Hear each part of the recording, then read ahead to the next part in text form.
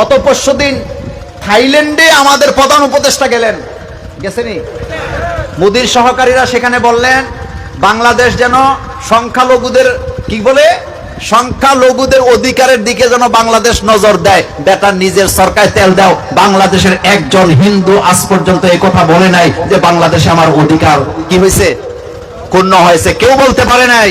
কিন্তু ইন্ডিয়াতে তারা মোদি সরকার যুগের পর যুগ বিভিন্ন ধরনের আইন করে করে মুসলমানদের মসজিদ মাদ্রাসাকে দখল করার জন্য এখন তারা ওয়াকফ আইনকে বাতিল করার পায়তারা চালাচ্ছে।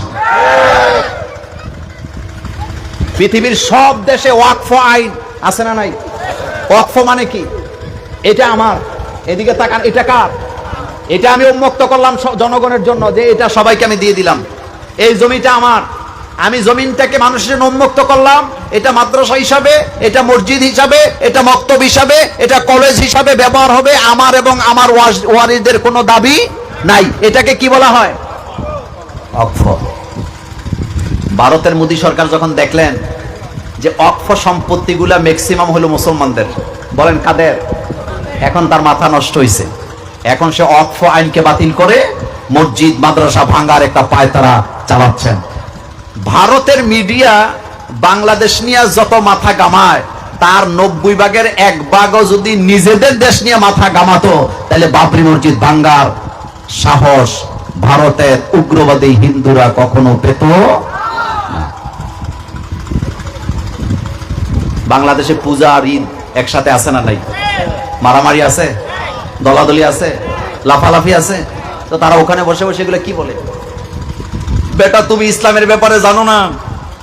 শোনেন, ভারতের একজন মডেল তার একটা বক্তব্য ভারতের জাতীয় পত্রিকা একবার ছাপাইছিল কিছুদিন আগে। সেখানে সে বলেছেন যে মুহাম্মদ সাল্লাল্লাহু আলাইহি ওয়াসাল্লামকে যারা সম্মান করে না তারা হলো পৃথিবীর সবচেয়ে বড় বেয়াদব। সে কিন্তু হিন্দু, একজন হিন্দু বলতেছেন মুহাম্মদ সাল্লাল্লাহু আলাইহি ওয়াসাল্লামকে সম্মান করতে ধর্ম লাগে না। মুহাম্মদ সাল্লাল্লাহু আলাইহি ওয়াসাল্লামকে সম্মান করতে কি লাগে না? ধর্ম লাগে না। কারণ মুহাম্মদ সাল্লাল্লাহু আলাইহি ওয়াসাল্লাম মানুষের অধিকারের জন্য যেই পরিমাণ পরিশ্রম করে গেছেন, সেই মুহাম্মদ সাল্লাল্লাহু আলাইহি ওয়াসাল্লাম নবীকে যারা সম্মান করে না তারা হলো পৃথিবীর সবচেয়ে বড় বেয়াদব। 2 নম্বরে সে আরেকটা কথা বলছে। সে হিন্দু হয়েও তিনি বললেন যে তোমরা যদি সৎ রাজনীতিবিদ হতে চাও, সৎ রাষ্ট্রনায়ক হতে চাও, তোমাদেরকে অনুসরণ করতে হবে মুহাম্মাদুর সাল্লাল্লাহু, কারণ তিনিই একমাত্র পৃথিবীর শাসক, যেই নবীর শাসন ব্যবস্থায় কোনো বিধর্মীরা মুহাম্মদ সাল্লাল্লাহু আলাইহি ওয়াসাল্লামের বিরুদ্ধে কোনো অভিযোগ করার সুযোগ পায় নাই। সুবহানাল্লাহ। ভাই যে কই না, মুহাম্মদ সাল্লাল্লাহু আলাইহি ওয়াসাল্লাম এমন একজন শাসক, যেই শাসকের যুগে বিধর্মীরা রাসূল সাল্লাল্লাহু আলাইহি ওয়াসাল্লামের শাসন ব্যবস্থার বিরুদ্ধে একটি কথাও বলেন নাই। তাহলে শাসন ব্যবস্থাটা কেমন ছিল একটু চিন্তা করেন তো। আজকে বাংলাদেশে কত রকমের কথা হচ্ছে। বাংলাদেশের ছাত্ররা, নামাজিরা সবাই চায় আগে দেশ সংস্কার হোক, তারপরে কি হবে? আস্তে কয়, তারপরে কি হবে? নির্বাচন হবে। আচ্ছা, আপনার জামাটা এদিক দিয়ে ছিঁড়ে গেছে, মনোযোগ আছে আপনাদের? আপনার জামাটা এদিক দিয়ে ছিঁড়ে গেছে, আপনি জামা আগে সেলাই করবেন না জামা আগে গাও দিবেন? কথা কয় না তো সাতকানি। জামা আগে সেলাই করবেন না জামা আগে গাও দিবেন? আপনি কইবেন না জামা আগে গাও দেন, সেলাই করেন পরে। আপনার মতো বোকা পৃথিবীতে আর আছে নাকি? আর শুনেন, জামা আগে গায়ে দিবে সেলাই নাই কইরা।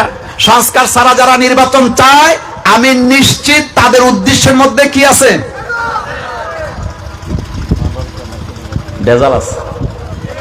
তবে আপনার যেমন সংস্কার ছাড়া নির্বাচন চাওয়ার অধিকার আছে, আমারও সংস্কার চাওয়ার অধিকার, আরো যেমন অধিকার আছে।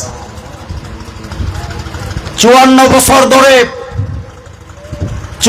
বছর ধরে যে আইন কানুনের মাইর পেছে জনগণের উপরে জুলুম করা হয়েছে, সেই আইনগুলা পরিবর্তন না করে কাউকে ক্ষমতায় বসে আবার মানুষের উপরে জুলুম করতে দেওয়া হবে না। যদি এটা করা হয়, বাংলাদেশের 18 কোটি মানুষেরা জমিনে নেমে, মাঠে নেমে তার মোকাবেলা করা হবে ইনশাআল্লাহ।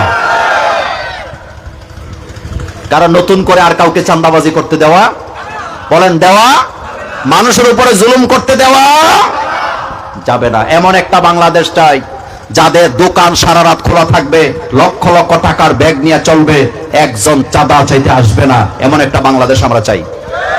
আপনারা চান কিনা? আফগানিস্তান চালায় মোল্লারা, এরকমের মোল্লারা চালায়।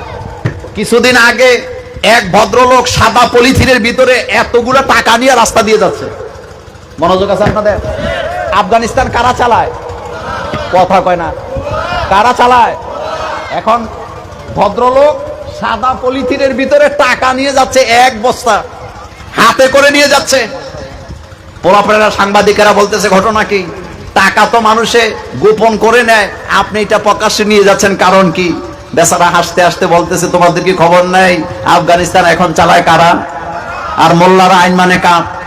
আরো জোরে বলেন কাপ। আমি পলিথিন না, আমি যদি টাকা হাতে করে এভাবে নিয়ে যাই, আমার টাকার দিকে চোখ তোলে এমন ক্ষমতা কার? এটা কার আইনের কারণে সম্ভব হয়েছে বলেন? আমার কলেজের ভাইয়ের, আফগানিস্তানে আইন হয়ে গেছে আস-সারিকু ওয়াস-সারিকাতু ফাক্তাউ আইদিয়াহুমা। চোর যদি চুরি করে, হোক সেটা চোর হোক সেটা চুন্নি। চুন্নি বুঝেন তো আপনারা? আল্লাহ কিন্তু শুধু মুজাক্কার বলে নাই, মুয়ান্নাস লাগাইছে। আস-সারিকু মুজাক্কার, ওয়াস-সারিকাতু মুয়ান্নাস। আস-সারিকু চোর, ওয়াস-সারিকাতু চুন্নি। তাহলে বোঝা গেল আল্লাহ আগেই জানে চুরি শুধু পুরুষেরা করবে না, নারীদের মধ্যে বড় বড় চোর আছে না? আমার রব যে কি মজার মজার কথা আমাদের জন্য বলছে। আল্লাহ তো বলতে পারতেন আস-সারিকু ফাক্তাউ আইদিয়াহুমা, চোর যদি ধরা পড়ে চোরের হাত কেটে দাও, এটা বলে নাই। আল্লাহ বলছে চোর যদি চুরি করে ধরা পড়ে, হোক সেটা চোর হোক সেটা, কথা কয় না, হোক সেটা। এরকম চুন্নি আমাদের বাংলাদেশে আছে না নাই? যেমন মমতাজরা।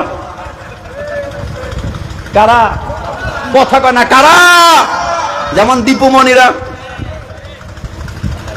আমার কলেজের ভাইয়েরা, আল্লাহ বললেন আস-সারিকু ওয়াস-সারিকাতু ফাক্তাউ আইদিয়াহুমা। চোর যদি চুরিতে ধরা পড়ে, হোক সেটা চোর হোক সেটা চুন্নি। তাহলে চোরের কথাও আছে, সুন্নির কথাও আছে। আপনাদের সাতকানিয়া মহিলা চোরকে কি বলে? চুরুনি। ফাইন, কি বলে? আরো যারা কি বলে?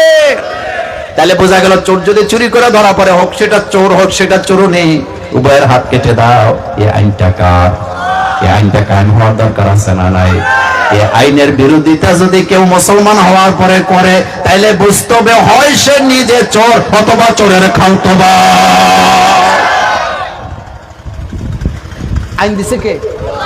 আপনি যদি বিরোধিতা করেন, তাহলে বুঝতে হবে হয় আপনি নিজে চুরি করেন, অথবা আপনি চোরের খালতো ভাই, মামতো ভাই, অথবা আপনি চোরের নেতা। আপনার চোরকে আপনি সেভ করার জন্য আল্লাহর আইন চান না। কথা ঠিক কিনা? সুতরাং আজকের মাহফিল থেকে একটা আওয়াজ হবে, রক্ত যদি দিতে হয় আরো দেওয়া হবে, মেম্বর থেকে, মাঠ থেকে, ময়দান থেকে হুঙ্কার দেওয়া হবে।